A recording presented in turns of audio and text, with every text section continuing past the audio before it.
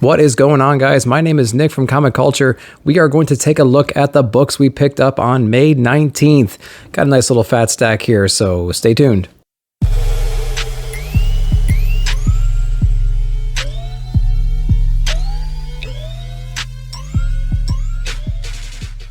All right, guys, welcome back. So, welcome to Nick at Night. We're going to be chilling out. We're going to be talking about the books that I picked up. Of course, I got my coffee. Gotta stay hydrated, even though it dehydrates you. So, you Marvel and DC fans will rejoice because I picked up a bunch of Marvel and DC, a bunch for my standards. I think I actually got more. Oh, this is blasphemy! I got more DC and Marvel than I did Independence, but it's okay. I got some quality stuff. So let's start off with Nightwing, number 80. So what a great book. Tom Taylor's on this one. I've been reading the last 3 or 4 issues so far since the new arc has started. So we're trying to figure out who this Heartless Man is.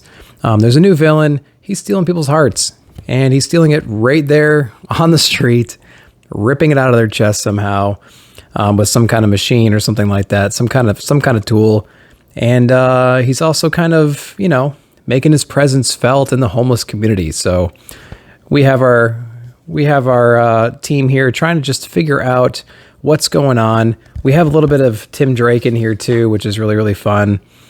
So it's always nice to see the different Robins kind of being introduced into this book. We get a nice little cliffhanger at the end. We see the Heartless Man. They're teasing up some kind of a battle. Pretty cool little scenes. Nice paneling, nice flow. Yeah, I really enjoyed Nightwing. It's pretty good. I've never followed the character prior to this run, and I'm having a blast doing it. So I'm just going to keep picking up Nightwing and see what happens with this Heartless guy, because he seems pretty interesting. He's ripping people's hearts out right on the streets. So, what else we got? We got Ram V Goodness, Catwoman 31. I think I've only picked up maybe an issue or 2 prior to this. I love Ram V. If you haven't been picking up anything Ram V, Swamp Thing, Catwoman, he did Blue and Green. It's just amazing stuff. So Catwoman 31 is no exception. This is our story. It's kind of like an Ocean's 11 vibe. It has an Ocean's 11 vibe to it. She's trying to help Pam. Poison Ivy is in trouble. She's kind of been kidnapped. Catwoman Selena is trying to infiltrate this place where she's being held captive. I'm not going to give away, the main details here, but broadly speaking, Catwoman kind of infiltrates this place, finds Pam, helps her escape, and we get a lot of backstory on kind of the main villain and how he's kind of operating and instilling fear into these people who are kind of in the underground, the Simon Saint, I should say. So we're trying to figure out who Simon Saint is, what is his motivations, what is his plan, and kind of go from there. So we have a nice little reunion with Poison Ivy and Catwoman. And yeah, man, it's a really, really good book. And of course, the end has a little bit of a nice cliffhanger as well. So Catwoman seems to be, she's about to be in trouble here soon. And great paneling, great artwork, top-notch writing. It's just great. What is it? Fernando Blanco is the artist. Jordi Belair is doing the color. What a great book. And I did pick up the B cover, the Jenny Frison. I already filed it away. But yeah, Catwoman 31. Very, very good read. All right, what's next? So we got to talk about Yara. So I got that B cover here. I do have the A cover. Again, I already filed it. But what a great little introduction. So I think if you liked the Future State Yara story, I think you're going to like this one because it's the same youthfulness. It's the same positivity. It's the same character, right? I mean, clearly it's the same character, but it carries forward from Future State kind of her personality, I thought, really, really well. We get a little bit of an introduction of her origin story about her mother, what happened in that area. And then we get this really cool moment where the different areas like Mount Olympus, we have the Mascara, we have what is it? Bana Migdal, I think. I can't remember the other Amazons that went to Egypt. I don't know the name of that faction, but they all kind of sense this like disturbance in reality. And I think it has to do with Yara. She's kind of going around trying to do her own thing, and she gets in a pretty sticky situation. So we'll see what's happening with Yara. But these other factions are starting to get involved too. So I'm kind of anxious to see what all that means for her. And she's kind of put in a sticky situation at the very, very end. If you liked the Future State ones, you liked her personality, you liked how kind of bubbly and youthful she is, I think you're really going to enjoy this one. Again, the art and the color and the paneling is really, really unique, especially in the first few pages, but it does carry through to the other pages as well. So Wonder Girl #1. I loved it. I'll keep picking it up. All right, that was it for DC. We're going to move into Marvel. So we're going to move into Daredevil, Chip Zdarsky. This is issue 30. This is the last book I read out of the entire lot, and I thought it was a little bit weak compared to the other Daredevil books. So what I loved about the last issue of Daredevil in issue 29, I liked Daredevil Matt Murdock's kind of struggle in the prison, especially in the prison yard. So if you read that issue, he was not in the greatest of situations at the end of issue 29. And this one kind of just skips over that whole thing. Like, we were left on a cliffhanger of how the hell is he going to get out of this? There's absolutely no hope, right? And then that's kind of just glossed over, and it's like, oh yeah, you're fine. I'm like, that's kind of lame. We do have a lot of good Elektra Daredevil moments in here. She's kind of understanding who she's up against and what kind of people are trying to run Hell's Kitchen now from, underneath her, because she practically owns all of Hell's Kitchen. Technically owns all the buildings. So we do get a cool little tease at the end about who she might be fighting, or who's behind a lot of this, or at least who they've hired as protection or someone to take her out. And then we get a cool Bullseye little cameo in the back. So Bullseye is apparently going to be wrecking shop here again soon. And then we get that cool tease of that cover for the next issue, which I didn't think that was Bullseye.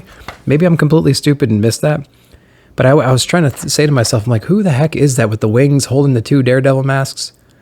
Or I think they're two Daredevil masks. That would make sense, I guess. Yeah, let me know in the comments if it's not. But I didn't think that was going to be Bullseye. Apparently it's going to be Bullseye. Again, it's a little bit weaker issue. There were some cool things done in this one. So I don't know. I'm hoping that the next ones are going to be good. Overall, the series is phenomenal, right? Daredevil's been really, really solid. Just that one's a little bit weaker than I was hoping. All right, a couple more Boom books. This one is like a guilty pleasure. This is Jason Aaron's Heroes Reborn #3. So, man, talk about coloring. Look at this. It's just absolutely crazy. So this is the Blur versus, what is it, Scarlet? It's not Scarlet Witch. Well, it's Scarlet Witch, but she's also absorbed the powers of Quicksilver. So I don't remember exactly. She's the Silver Witch. Okay, sure. And I think she's a sort of Speedster Supreme, right? So she's like throwing out spells. She's super, super quick, and she's chasing down the Blur, which the Blur I'm not familiar with. I mean, is that a prior character, like a reincarnation, or who's the Blur? I don't know who the Blur is. Is that a character I should know? There's also the what is this? The Ghost Rider, but they call him something different here. Speedster of Vengeance. I thought that was pretty cool. Yeah, so there's a lot of cool little kind of like combinations of characters that we already know and love. So I'm really, really enjoying Heroes Reborn because it's a weekly book. It's really creative. I'm liking the story itself. I'm liking how they're all kind of taking their own, like each issue, they're not quite connected, but they're overall connected, right? The last few pages kind of tie everything together, and this book is no exception. So, like the first 2/3 of each book so far has kind of been its own thing, and then they kind of tie it in at the end. Issue 2 is the same way. Bring in a few more characters, tie it in at the end to the issue 1. Issue 3 does the exact same thing. So I like that style. I like introducing the characters, setting them up, taking their time doing that. And then at the very end, they're trying to bring it all back together. And it's just absolutely crazy.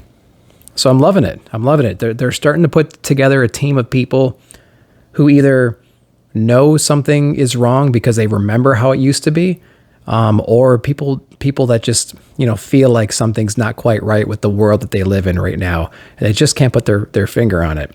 But they're starting to put together their team, and it's a hell of a team. So Heroes Reborn #3. I'm loving the book, man.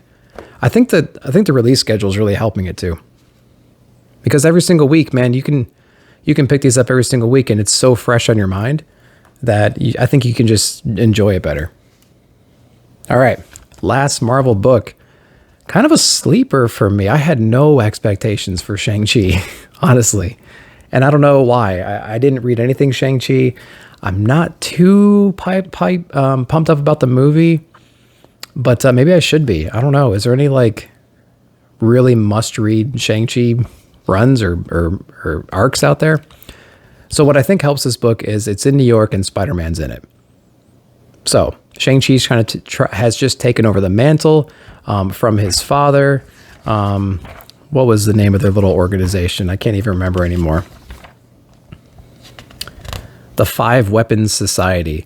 So he's he's going around. Shang-Chi and his sister are going around, and they have some encounters with Spider-Man. They have some encounters with this drug kind of ring where they have this root that can turn you into like a monster.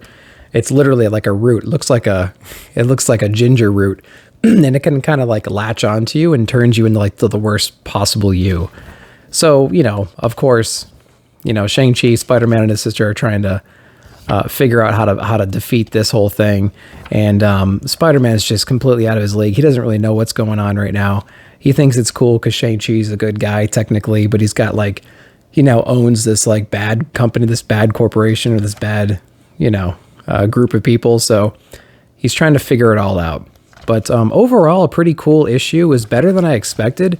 But the end of the book, they kind of teased, somebody at the end.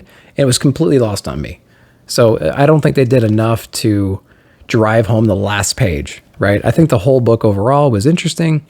Cool characters, cool dialogue, lots of action. Maybe interested in issue #2, but I think the final page just really didn't do it for me. And maybe I need to go back and read, but it just didn't have that big punch like I think they thought they did, if that makes sense at all. I don't know. All right. So that was all in my big 2. So that was a lot, man. That was 6 books, 6 big 2.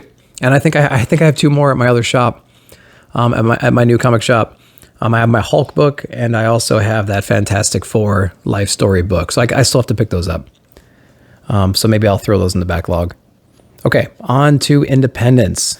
We have, guys, this is a killer book. The Many Deaths of Layla Starr. More Ram V goodness. Absolutely incredible. So I cannot wait. There's very few books that I read where when I read the next issue, I'm anxious to go back and read the first one and read this one again because I want to experience it over and over again. This is definitely a book where you want to read it more than once. And so I am going to read issue #1, and then I'm going to go right into issue #2 because it flows so well. The art and the paneling is very interesting. We have our kind of like our goddess of death who's been let go from their version of heaven because a child was being born that will eventually grow up and end death. They'll somehow find a way of immortality, share it with the world. So why do you need a goddess of death if nobody dies? So they cast her down to Earth in a mortal body, and she's pissed because she lost her job. So she's going to hunt down this kid and kill it while it's a baby. She's going to baby Hitler the thing, right? So push comes to shove, she can't do it. So she's kind of, wandering around trying to find this child again to kind of, maybe she's gotten the courage to do it finally. But kind of along the way, she's meeting these humans that are kind of teaching her these lessons that she didn't quite learn when you're immortal, right? Like, the importance of remembering people after they're gone. They're never quite dead as long as the people who love them remember them. So she's learning all these cool lessons, and the book's called The Many Deaths of Layla Starr. Layla Starr is the body that she kind of inhabits when she gets cast down to Earth, and along her quest, she's kind of careless, and she may or may not die in issue 1 and issue 2. Good news is the God of Life is there to bring her back. So this has been a really interesting book. She thinks she can go ahead and kill this kid to kind of get her job back. At the same time, she's meeting all these mortals that are kind of teaching her all these lessons, and she keeps being brought back to life to kind of live out her time. So it's really, really interesting. And I will say, as soon as you touch this book, you notice an immediate quality difference between anything DC and Marvel is doing. DC is obviously a little bit better than Marvel, especially with some of their more cardstock stuff, like their Wonder Girl. But this has like a cool matte finish, and I really appreciate what they're doing with the quality of their books. Many Deaths of Layla Starr. Please check it out. And Robbie, man, Pop Culture Philosophers, you hooked me up, man. I was afraid I was not going to be able to find an issue. It took me 4 stores to find this in my area. I contacted Robbie. He shipped it out within the hour. It got to my house like a day and a half later. So he hooked me up not only with that A cover, but that foil cover too. Absolutely gorgeous. And guys, you may have seen it down here. I actually got, what is this, Tapeworm Boy? So I got Robbie's Tapeworm Boy. Original character, if I'm not mistaken. Pretty cool. I don't know, man. He's got my chin. And he might have my nose. No glasses. And he's got like that Goku hair. I have that kind of hair when I don't put anything in it. Not only that. I mean, that's cool enough. But the Slipmaster did his as well. Jay Strix, thank you so much, man. I appreciate it. Thanks for your version, Robbie. Thank you, sir. I really appreciate it. I'm probably going to take these out, and I have some frames that I might be throwing them up into. Appreciate it, guys. All right, so moving on, we have Stray Dogs number 4. If you're not on Stray Dogs, I'm telling you, it's insane. So this is Tony Felice and Tricia Foster. It's incredible. So you might know Tony Felice from My Little Pony, and Tricia as well. And also Tony was on Pop Culture Philosophers a couple days ago, and Trish will be on TM Nerdy's channel soon in the next couple of weeks. So pay attention to those channels so you can watch those interviews. Very, very cool. All right, Stray Dogs. It's kind of the concept of, what if a serial killer, when he kills their victims, he takes their dog? But then all the dogs eventually you have 10, 12 dogs in the house. And what happens when the dogs kind of get wind of what might be happening and they start remembering their previous owners? So you have a very interesting art style that really plays to your emotion. I was talking to the guys, the PCB Army Bad Batch. I was talking to the guys, and we all kind of agreed that we think that this book hits so close to home because the art style is so reminiscent, obviously on purpose, to like All Dogs Go to Heaven and Lady and the Tramp, things like that. We have very, very cute, a story from the dog's perspective. They can talk to each other. We never really get to see the serial killer or any of his victims' faces. It's a very dog-focused book. Eyes are very wide. Coloring is very great. And we have tons of little panels. It's absolutely insane. So, very, very, very interesting book. I haven't seen a perspective like this before. This issue, every single issue of this book has a giant cliffhanger or revelation in it that you didn't quite see coming. You never quite know how more twisted the story is going to get. And then in issue 4, it just dials it up again. So we thought we kind of knew what was going on in issue number 3. We had some fears. Issue number 4 really dials up the kind of like what these dogs should also be afraid of, besides the fact that his owner is killing people and taking the dogs.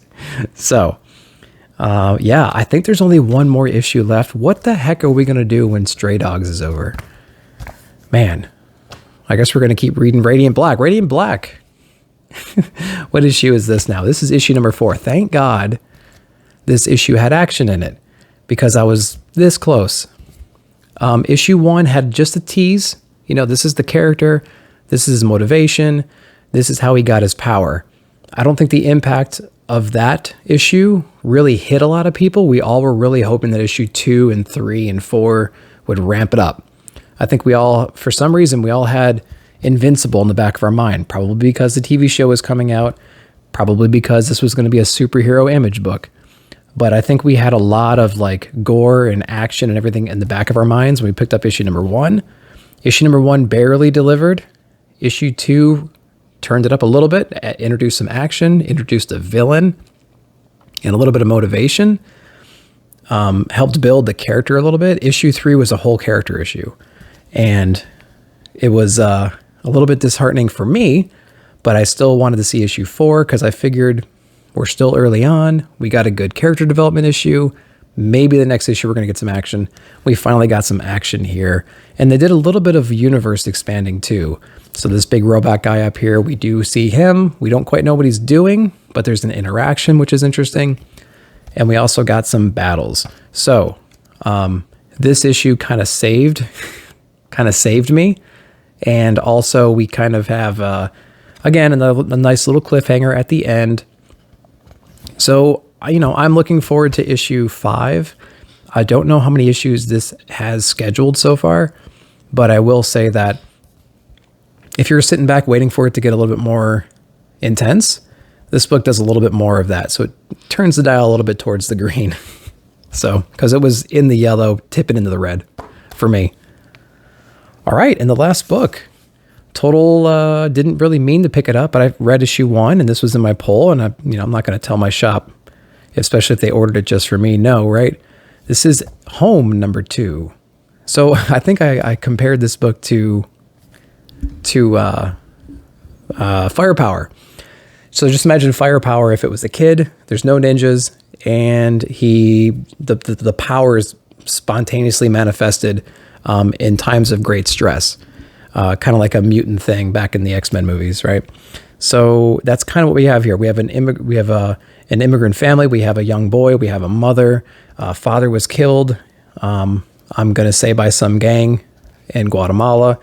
They escape to the U.S. They become separated, and the boy is treated absolutely horribly. The mom's treated horribly. They're going to the aunt's house in America to kind of start fresh, right? So this boy undergoes some great stress, and he has some superhuman abilities. Thank God. So this issue is more about how he, escapes custody and goes around, tries to get with the aunt, tell the aunt that he's arrived. And so then we do learn a little bit about the family secrets. We learn a little bit more about the dad and how he was killed and why he was killed. And so it's all very predictable. I think I pretty much predicted this all before issue 1 even came out. I knew that it was going to be a story about immigration, but I had a feeling that at the very end, he was going to have some kind of superhuman ability, and his dad was probably had the same kind of ability, and there's probably some mentors in his life that are also aware of all this stuff. And so it's playing exactly how I thought it was going to be playing out.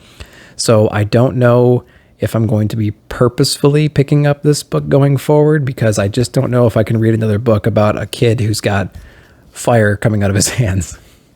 It's not executing as well as Firepower. It's not supposed to be. You're not supposed to compare them. But unfortunately, we have 2 books with 2 people that have similar powers, which is fine. It's a whole different story, a whole different take. It's interesting. It kind of shines a light on some of the atrocities going on. So it is what it is. So, oh my gosh, guys, this is what I read this week. And I'm still down 2 books. So what was your favorite books this week? What did I not get that you got? I'm not getting Beast Wars. Don't tell me to get Beast Wars. So I still think this was absolutely amazing. Layla Starr was great. I can't wait to read number 1 and read that again. Again, Wonder Girl. If you like the other stuff, I think you're really going to enjoy this. I think it's better than Future State. And they're bringing in some of the other characters. Mount Olympus, Themyscira. And I will show this page just because it's incredible. you have all these people like alerted, like they can feel a disturbance in the force. So all these people, I don't know what this means, and I'm hoping that it amounts to something. I really am hoping that it does amount to something. She's a cool character. I'm loving it. Again, Daredevil, a little bit weaker than usual. Catwoman stepped it up a big notch. And then I'm going to say Nightwing was a little bit more weaker than usual too, but we'll see where it goes. It was definitely no 78, which I think everyone unanimously loved. So guys, that's what I got. In the description below, you're going to see channels for TM Nerdy, Big Herm. You're going to see Phable in there as well. I'll put a link to Robbie. He has an exclusive for Blood, Skulls, and Chrome. So that's the first exclusive cover for PCP.